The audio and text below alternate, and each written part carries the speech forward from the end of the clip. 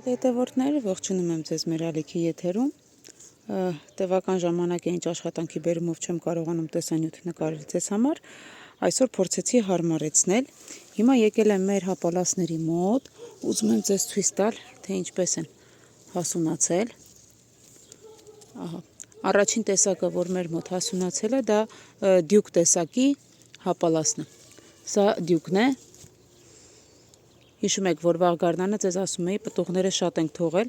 ուստի դրանով պայմանավորված կարող են մանր հասնել։ Հիմա գնանք առաջ։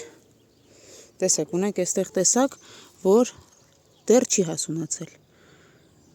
Սա ուրեմն կարծեմ կալիպսոնը։ Եվ իհարկե տեսակ կա, սա բոնուսն է, որը նոր է սկսում հասունանալ, սա ավելի միջահաս է դյուկի համեմատ, ահա կարող եք տեսնել, այստեղ մեր բալիկը կեսը կերել է, դրա համար այս վիճակում են։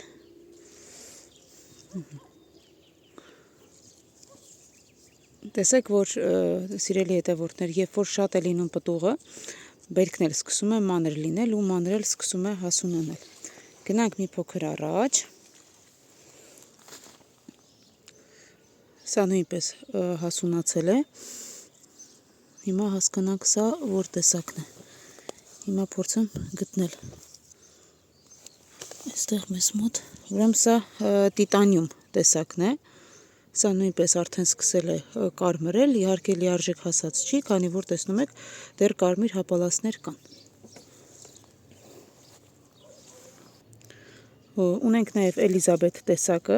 Էլիզաբեթ տեսակն էլ մի փոքր ուշահաս տեսակ է, ինչպես տեսնում եք, դեռ պտուղները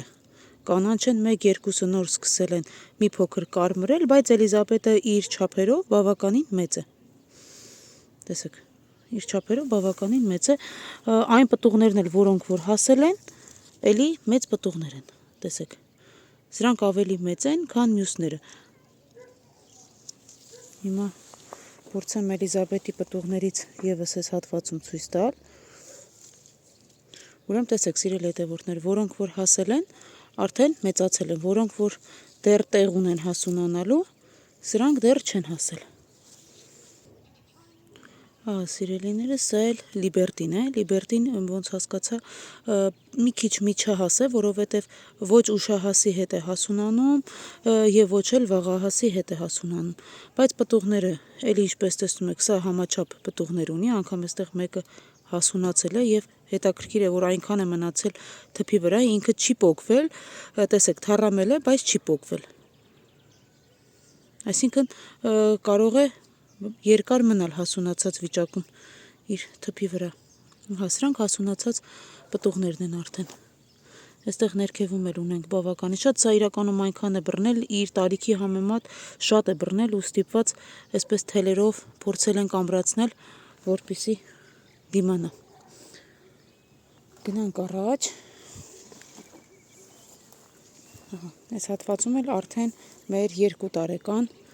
հապալասներն են, որոնք այս տարի առաջին պտուղներն են տվել։ Տեսեք ինչպիսի բերք է բռնել։ Այսպես սիրելի հետևորդներ, այստեղ նաև ունենք լավ ուշահաս տեսակի հապալաս։ Հիմա փորձեմ գտնել, ուրեմն սա տորոն է։ Ամենաուշահաս տեսակներից մեկն է, սրան դեռ վաղ է, որ հասունանա։ Եվ իր կողքին ավելի վաղահաս մեկ ուրիշ տեսակ է։